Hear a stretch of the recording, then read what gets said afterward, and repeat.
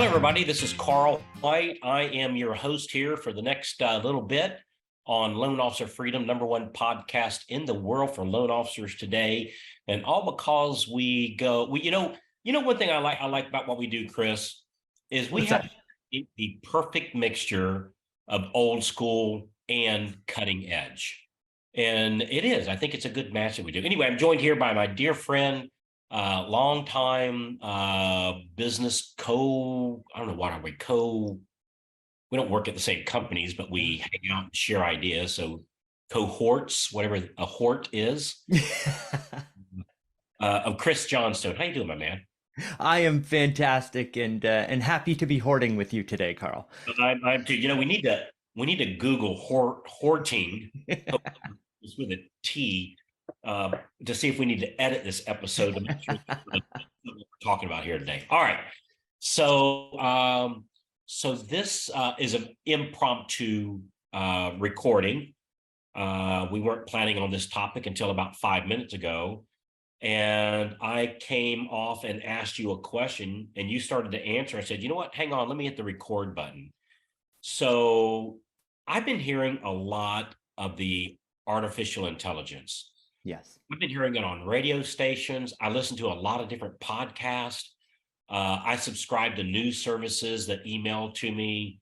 So I'm constantly gathering information, because I always think of myself as kind of a publisher for loan officers. And what I mean by that is I sift through all the strategies, all the ideas, all the thought leaders, all the programs. I think I literally buy everybody's everything, between my training company and the mortgage company I'm a part of, where it's over $1 billion in mortgages that we did last year. My team, it allows me to have access to a lot of different things, and frankly, the funding to buy all this stuff. Yep. And I always thought my job for the loan officers is to, root through all the piles of information, and here's the handful of things that actually work. Yeah. And that's kind of that's what I kind of see myself as is, I did all the research for you. Here's what's working. So you are my contact, Chris, when we talk about old school, new school. Is you're my cutting edge guy. And so when I've been hearing all this AI thing, I prompted a phone call. So, hey, man, I'd like to, get you on the horn here for a little bit and kind of update me on this AI. So that's what this episode is going to be about, of which I know nothing on this topic. So this is a true question period for me, is what the heck is all this AI, and why has it seems like it's absolutely interest in it has exploded, like I would say in the last 90 days even. Yeah. And that some really, really super smart people that I know, and some very successful people that I know, are saying, Carl, you have got to get on this AI bandwagon. Yep. So let's just start, like, number one, kind of what is it? And then what in the world does AI have to do with writing loans? Yep. Absolutely. So, hey, everybody. A long intro. No, not at all. It's such a diverse topic. And so I think it's important to understand where we are at with AI and how it translates back into the mortgage industry by stepping back a little bit and understanding that this is changing everything. Everything that we're connected to in our world right now is changing because of AI. Carl, you mentioned listen to radio programs. Well, all of the radio programs, or most of them out there right now, have AI filters on the voices of the hosts so that they sound consistent and they sound better or more pleasing to the human ear. Pretty much everything that we touch as far as technology goes is going to be enhanced or built on AI in the next year. I'll give you some examples. So Google search. Google has come out with a program called Bard, and it's an advanced language modeling tool, basically. Well, they gave it their entire search engine to this new engine. So when you do a Google search right now, it's no longer using the traditional algorithms that it used 3 to 4 months ago to determine who shows up on the front page. It's literally a brand new AI-based language processing tool that listens to the intent of the search and then uses all of the knowledge that it has to bring back search results. So a lot of people haven't noticed this yet, but there's no more page 2 of Google. It's just a constant scroll now. So these languaging models, based on what you ask it, now your search can be progressive. And what I mean by that is you can build upon the first Google search that you did. So a great way to play around with this is a tool called ChatGPT, which we were briefly discussing. And they're opening it up to new members every so often. You can go sign up for their, it's a company is called OpenAI. So just go type OpenAI ChatGPT into Google, go to the website, sign up on the wait list. This tool is changing everything. It can write your social media posts for you. It can write your content for you. It can write your sales letters for you. You can ask it just simple research questions. You can get it to write the prompts for your videos. Then you can take the video. Let me give you an example. So I wanted to rank a video on YouTube. Okay. And so I took the keyword and I went to ChatGPT and I said, hey, write me a video script to rank a video in the #1 position on YouTube using this main keyword. And it spat out all of the text that needed to be in the YouTube video. Then I said, okay, go to Google, type in AI video creation tool. And that took me to a tool called Pictory, Pictory. Well, Pictory is using the same AI engine that ChatGPT does, but rather than using language models, it creates videos. So I took the video script that ChatGPT gave me, punched it into that AI engine, and it created all of the text that comes up on the screen. It created all of the visuals for the video in the background, produced the entire video, gave me all the keywords, gave me all the hashtags, and wrote the YouTube video description for me. All told, from the time that I had the idea that I wanted to rank the video to the time that I had a fully finished produced video on YouTube, less than 20 minutes. Craziness. So if you think about any of your marketing, totally helps take care of that. I had another great example of Carl, I had somebody approach me and they were like, hey, we've got this idea and we want to do a deal with you. And I said, okay, great. We're going to need a contract. They said, great. Well, write up a contract with what you want. So I went to ChatGPT and I said, write me out a contract that has these terms and conditions in it.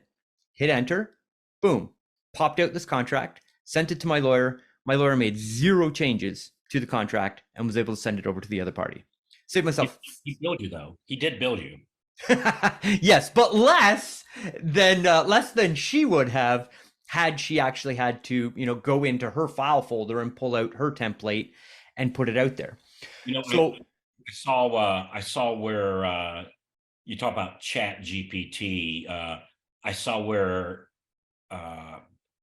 ChatGPT just passed the bar. No way, really? Yeah, they passed the bar because what they were talking about. I was listening to a podcast on this, and it's an attorney's podcast. Okay. For successful attorneys. I listen to a lot of different industries, and learn like what are plumbers doing that we should be doing, what are attorneys doing that we should be doing, kind of thing. And they were talking about their major concern is the idea of billable hours. Yeah, is a year from now may not exist, and it'll be charges for producing the end result, not in billable hours. Just like your attorney, she would have AI write the contract, and then she'd just look over to see if any tweaks need to be made.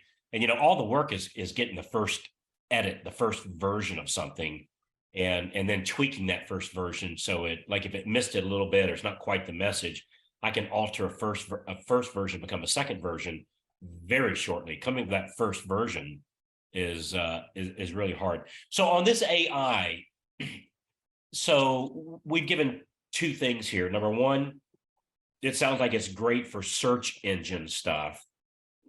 So I'm just writing these notes down for myself. So search engine stuff, and then number two, what was number two? Search engine.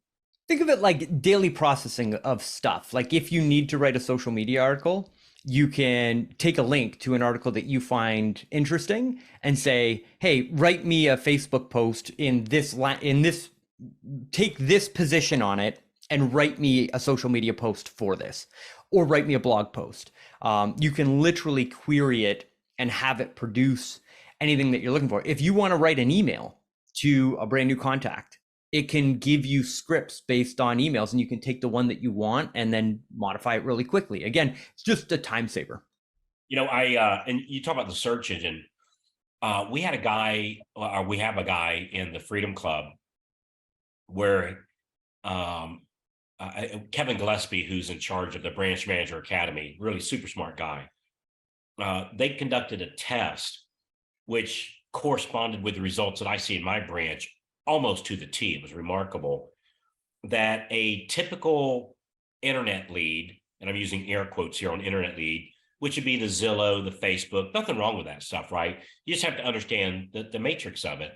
But they found the typical internet lead closed at around 1%, Yep. give or take, right?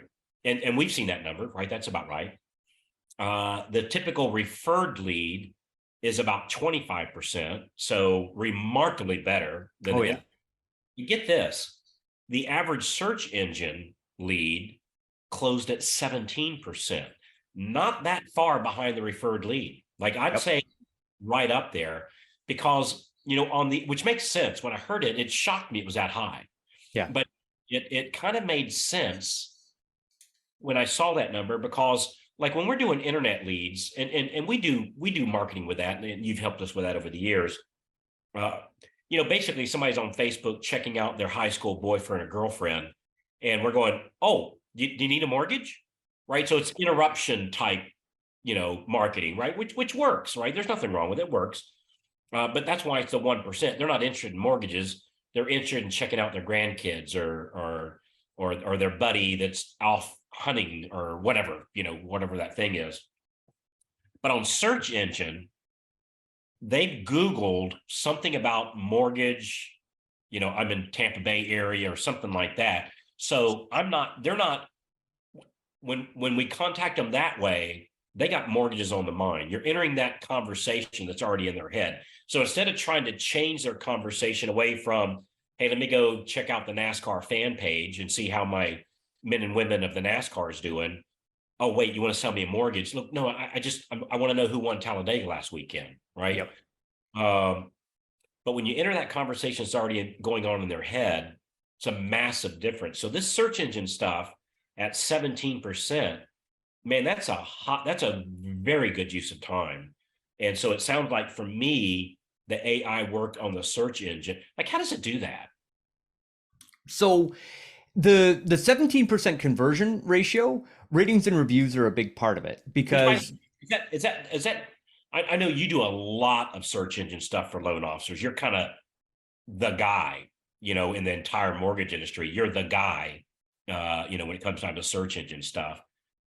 Is that 17% in the ballpark of what you guys have been seeing too?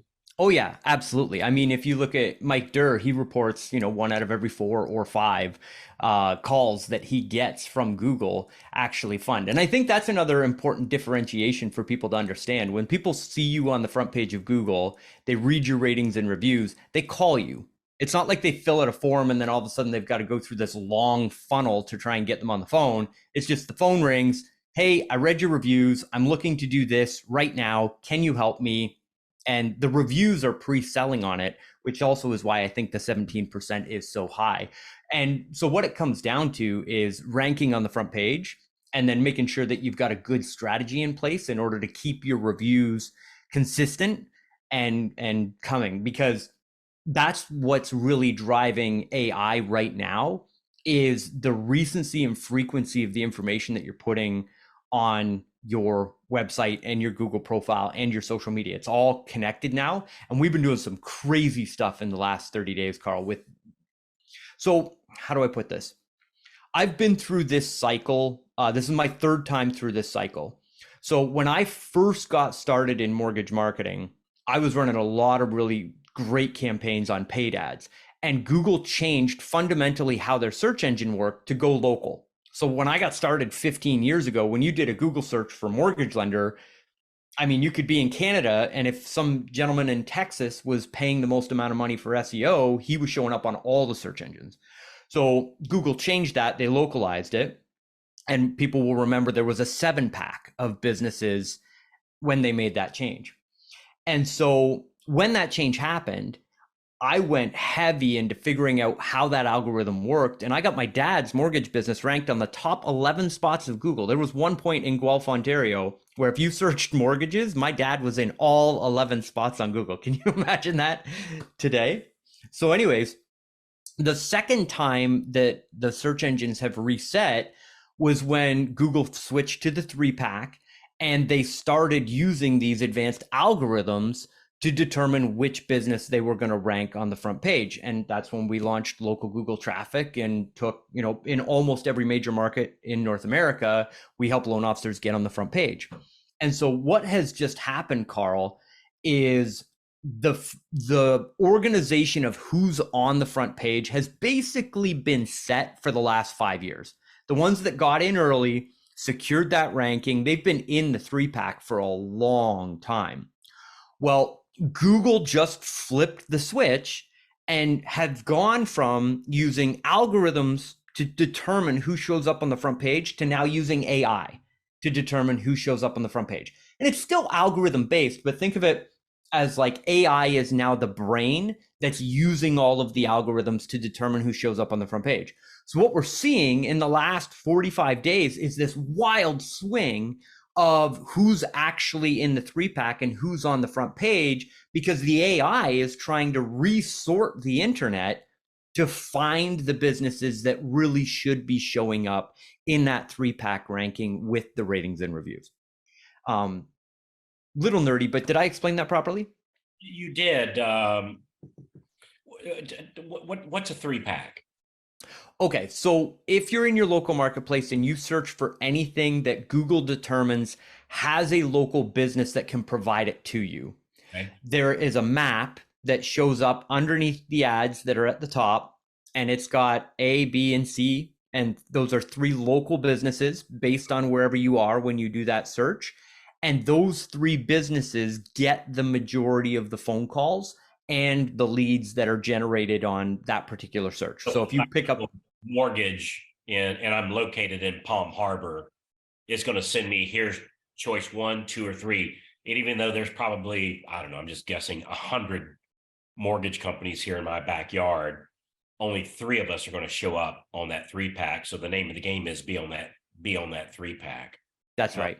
So on this AI, so I think another thing, so number 1, search engine, number 2, social media content.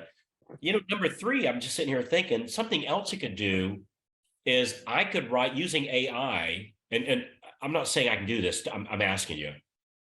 It sounds like I could write an article, the benefits of buying a home today in Tampa Bay from a realtor's perspective, and tell it to write an article. And then I can send that to my favorite real estate agents. Hey, I wrote this article for you. Go ahead, take my name off, put your name on, and send it out to your database. Put it on your, or co-author it with me. That's what I do. I'd say, hey, let's co-author this. Just put your name on top of mine as the writer. It's new content, right?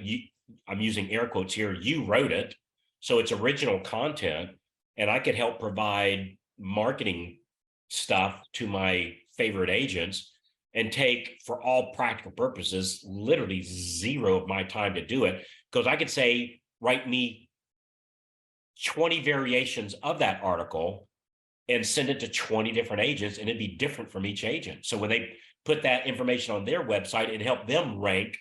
And I could say, with the purpose of ranking on Google when people search buying real estate in Tampa Bay, and now I've got 20 agents with 20 different articles I've co-authored with them that's going to help me with my rankings on SEO. Man, this AI stuff, it's really, I think it's a game changer. I do. I think this AI There's only been a handful of inventions throughout history that made a difference. No, really, Yep.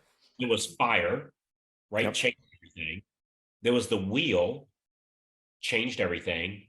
There was electricity, changed everything. And then I'd say the next one's probably the airplane. Yep. And since the airplane, I think this AI is the game changer, just like fire and the wheel and electricity and the airplane was for humankind.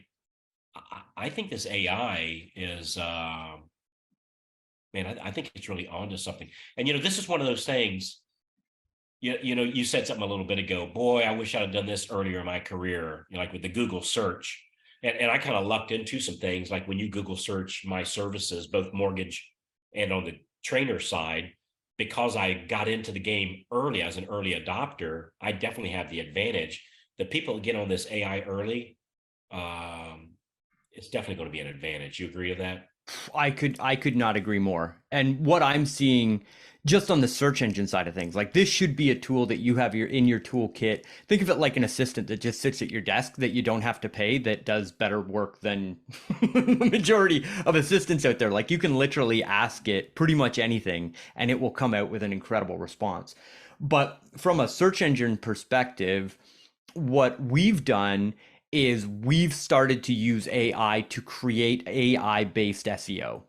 And so think of it like you're trying to get into a club, but that club has its own language. So it's, my family and I super blessed to travel through different parts of the world, and we encounter different languages. And sometimes you're in a situation where you're in a room of people, and you're all connected, but you have no idea what they're talking about because you don't understand the language.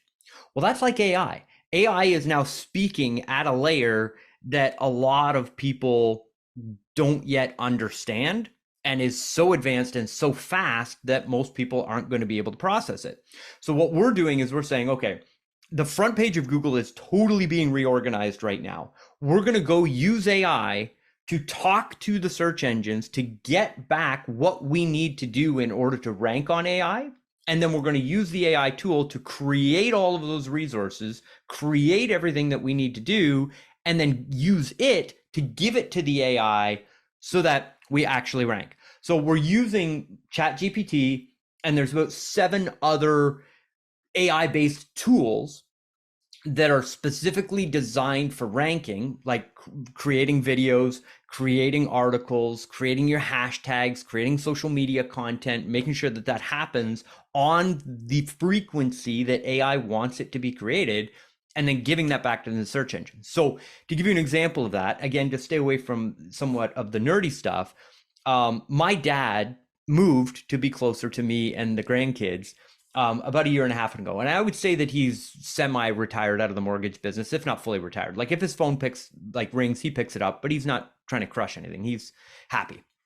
Well, he was on page 11 of Google in this new town where he just moved, brand new Google business profile, never had any optimization to it. I took him from page 11 to he is now in the number 3 spot in less than 40 days, 100% AI based. I did it all by myself. I didn't even use my team to do it because I wanted to know exactly what the inputs were in order to create the output. And I'm doing some things not working, doing some things working really, really well. And I've now taken Connection Incorporated, our website, started doing a test. Again, a keyword on page 10 or further, what previous, now ranking on the front page. And again, we did that in less than 30 days. And what I've just done is I've just created a brand new website, brand new domain, brand new registration, everything. And we're working that, and we're going to be ranking on the front page in the next 45 to 60 days, I figure. And I'm posting updates out on social media on what I'm doing and how I'm doing it. So we've really drilled down into, okay, how is the AI search engine changing the front page, and how do we take loan officers in specific marketplaces and get them in that 3-pack to make sure that they're getting all this new AI based traffic.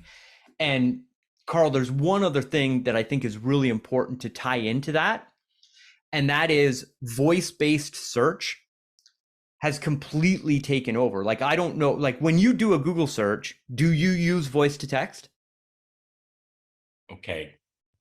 I'm probably not a good person to ask because my wife, I drive her up the wall. Like if I text you, Chris, I'm typing it in. She goes, "What are you doing? Get once you send him." She'll tell me, "No kidding, Carl. Once you send him Morse code, right? Once you Well, do you want to do something really funny? phone and then get Pony Express to deliver it to him." So, but yes, most normal people, without question, I'd say probably 80 out of 100 are hitting the microphone for sure. So let's have a little fun with this. Everybody take out your headphones and we'll do a quick little test. Hey Alexa. Did your Alexa just turn on? Hey Google. So like there was an issue with the router and Echo device. I don't know if you can hear that, but we're staying in a brand new house. And I now know. You don't have the phone hooked up to the internet, but so the phone's listening all the time. It's crazy. So voice-based search is dramatically changing how many searches go through a search engine. Like people are like, okay, if I get my business on the front page of Google, it's going to be significant. But the amount of people that are coming to Google and the amount of searches that happen on Google are still going up exponentially. So the amount of customers that you've got access to is still more today than it was even a year ago. And one final thing that I want to put onto that is that we are now at basically like we just discovered the wheel at this section, because what's actually powering AI is the computing power that we have in order to process everything that the AI needs to be able to do. And the only reason that we have AI as general public today is because Amazon and Microsoft and Google now have computers that are large enough and fast enough and powerful enough to be able to process all of these commands that we're doing to it, because AI takes from a computing power perspective, it's like a factor of 100 compared to what it was before. And we now have quantum computing. And that is something that has only happened in the last year. And if you take a look at like your standard computation laws, like Moore's law, like computational power goes up exponentially based on where you are. I've seen twice now in the last 10 years, people in the mortgage industry be able to take something that's very new and in a very short period of time get that ranking and then hold on to it for, I mean, the last run was 5 or 6 years. When you got on the front page of Google in that 3-pack, it's just phone calls coming into the business every single month, people closing at 17%. Phenomenal opportunity right now for everybody that's listening. And I one area that I am on the cutting edge of is understanding there's something that I call the COI, which is the cost of inactivity. Ooh. Yeah. The cost, we've all heard of ROI, return on investment. That's not where it's at. Where it's at is the COI, the cost of inactivity. I guarantee is the most expensive thing in any of our businesses. So, it's like, well, what does it cost to do, this Google search, to rank on these Googles? No, wrong question, right? The question is, what is it costing me not to do this right now? That's the question. And I know, and I'm sure you know way more than I do, Chris. I personally know of loan officers closing 5, 6, 7 loans a month on the Google search stuff, like for sure. And so if you go, all right, the average loan officer makes whatever, $3,000 per loan, some more, some less, depending upon, what the company provides and whatnot.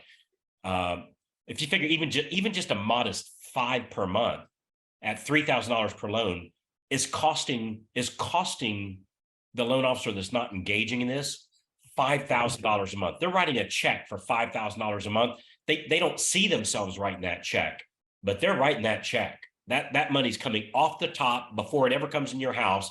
It is costing you $5,000. I'm sorry, it's costing you $15,000 a month not to do it. I've been blessed to be in, and you were in some of these same masterminds with me, Chris, where we hang out with very, very wealthy people, and they taught me. It's not so much they teach me strategies; they've taught me how to think. Ooh. And I would say this one of the primary things that's been a new skill set of mine is this new way of thinking. What is it costing not to do something? Right? It's not what it costs to do something. It's like, what's the yield? Yeah. Like if I'm paying $50 a month from something and it provides me $30 a month, that costs way too much. Even though it's only 50. No, but it's a negative 20.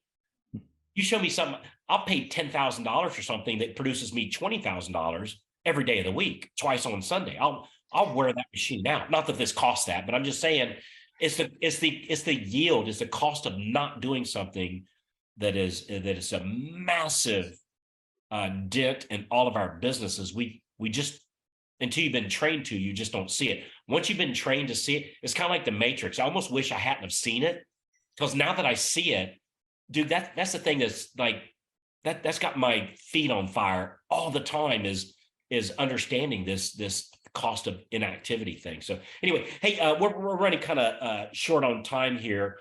Hey, hey, let's do this, man. You gave me a link a little earlier, and so is it okay for me to give this link out now? This top loai.com. Is it? I can Yeah. edit. Is it okay to give this out? Yeah. Yeah, that's okay. Hey, if you're listening to us today and you want to get some information about Chris and his team on using AI for rankings or writing articles or providing social media content or just all the various things they do with AI, if you just go to toploai.com, so it's like loan officer AI, right? TOPLOAI.com.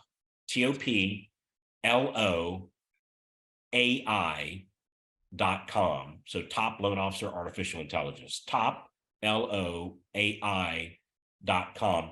What happens when they go? Does that go into your account? That books a spot on your calendar, you get on the horn with them? Is that what that does? It does. There's a quick little survey where we're going to ask a couple of questions, and then that will get them on the calendar. And what we're doing is we're looking for 10 loan officers that will come along on this journey with us as we're discovering AI, because we're seeing movings in rankings, we're seeing our ability to put businesses on the front page, but the more people I can test with, the faster we're going to be able to move this thing. So we're looking for 10 beta testers to come in on this new AI SEO Wait, I program want to that we got. clarify. Wait, I want to clarify. You're looking for 9. Yeah. We got number 10. Yeah, there you go. We got number 10, so we're looking for 9 others. Yes. Okay. And we want to talk to you on the phone because there's some basics that we need you to have in the business so that I can use the AI in order to actually rank. So somebody who's brand new in the business, doesn't have a website yet, doesn't have any reviews yet, there needs to be some fundamentals in place with, you've got to have a website. We've got to be able to put some content on it. We've got to be able to leverage a Google My Business page in order to do some of that stuff. If you're active on social media, that helps. So there's just some basics that we're going to want you to have in place in order to qualify to become one of the 9 beta testers. Basically, the bottom line is like, Exactly. and we all started brand new at some point, and there's great programs for that. This might not be the best beta group for you to be in if you're new. And so this is going to be for people that already have some forward momentum going. And this is just putting a power booster on what you got going, kind of turn on the afterburner, so to speak. Yeah. You're doing so toploai.com. And so anyway, I appreciate you letting me be part of the 10 beta test. I think that's a great idea. And actually, I bet Steve Kyles, I bet we're looking for 8. I bet we're looking for 8 because I bet Steve's going to do this too. In fact, I'll go ahead and commit to him. He's on vacation right now, but I guarantee he's going to want to be a part of this. So make sure you put Steve as one of the 10 also. So cool. I will. All right, man. So I know we could talk about this a long time. I don't want to drag it out I'm not dragging it out, but I don't want to, I mean, it's an endless thing. Let's agree to do a follow-up on this Yes. on the next bit. I'm really looking forward to it. This is a game changer. I'm just telling you. I'll never forget. I think you were in the room with me. You might have been. That a dear friend of ours, Perry Belcher. I was in a room with him. I don't remember exact, but I think I paid $50,000 to be in that room, if I remember right. It might have been 35,000. It was either 35,000 or 50,000 to be in that room with him. And he held up, and this is going back probably 13, 14, maybe 15 years ago. And he held up a cell phone and he said, in the future, or no, he held up a cell phone and said, this is the future. This is going to be the new computer. This is going to be the new TV screen. This is going to be the new marketing tool. And we're all sitting there going, what the hell is he talking about? Because this is back in flip phones, man. The iPhone hadn't even come out yet. Yeah. And I heard him about 2 months ago say the same thing about AI, that AI, he said, it's not the future. It's where we are now. You just don't know it yet. Yep. And when he said that, I thought, all right, I got to get Chris on the horn here and find out what do we need to do to make this happen. Yeah, this isn't the future. This is the now. You just don't know it yet. Yeah. So, toploai.com. Chris, you're an awesome dude, brother. I really appreciate you. And thanks for moving all our people to the front of the line here, buddy. I really appreciate you. It's my pleasure. It's great to be here. Thank you everybody for listening. And Carl, man, I appreciate you. Looking forward to it. All right, brother. I'll see you. All right. So, hey, thanks for listening to this episode. I appreciate all of you guys and gals. And boy, if you'll do me a favor and go in and give a review, and I really appreciate the reviews. They help us get the algorithm. Speaking of AI, you are my AI. You help get that algorithm out to share the message to even more loan officers. So if you go give us a review, I sincerely appreciate it. Chris, as always, appreciate you, brother. Thanks for always bringing such great information. And again, for our listeners, thanks so much for forwarding this episode to your loan officer friends. So we'll see you on toploai.com, and we'll talk to you right here on your next episode of Loan Officer Freedom. Thanks again, everybody. We'll see you on the inside.